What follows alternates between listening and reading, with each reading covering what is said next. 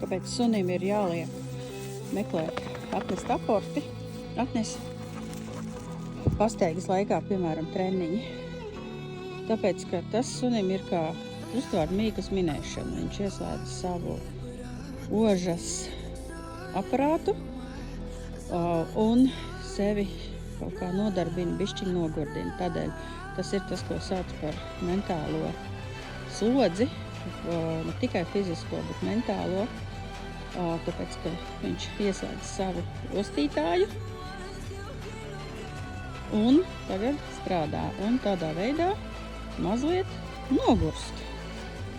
Vienu atradu, atnes. Viņš reizēm grib arī noslinkot. Viņam liekas, ka viņš zina, kuras es to iemetusi, bet viņam jāmācās arī meklēt apstākļos, kad viņš nezina, kur ir.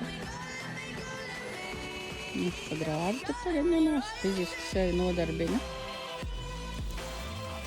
Nu, tur ir. Tīv reizē paskrēja garām.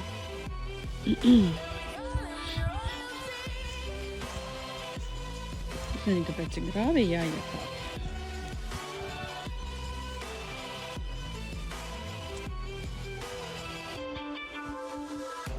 Jāteic, ka vējš ir savādāk. Nu, te kaut kur bija. Kur ir? Kur ir? Te? Rekur saglot.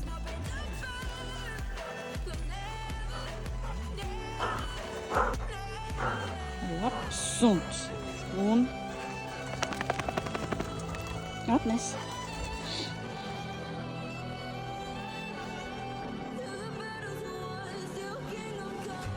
Tā viņš izmanto savu vošņātāju. Atnes. Saka, es tikai tev nesu aportus. Tu viņus izlaid zaudē un zaudē. Citreiz mums ir tā, ka mums ir aporti arī otrā pusē. Tad viņš grib visu pārbaudīt. Bet ja viņš ieslēgtu ritīgi savu vošņātāju, tad nebūtu jāskraida tik daudz.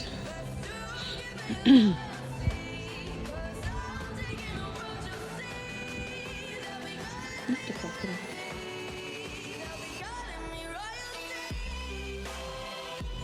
Tumšs jau paliek, bet katru dienu bišķiņ.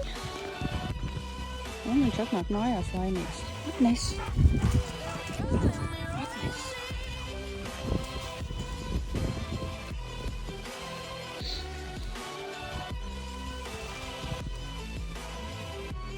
Un arī, ka viņš zina, kad es eju staigāt un paņem līdzi aportus, tad viņš zina, ka būs darbiņš.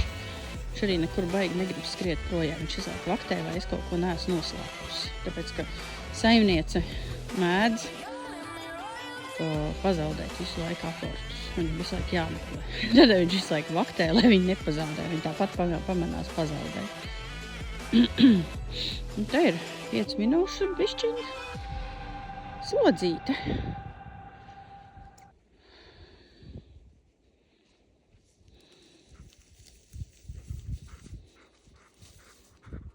Nu, tur ir kaut kur.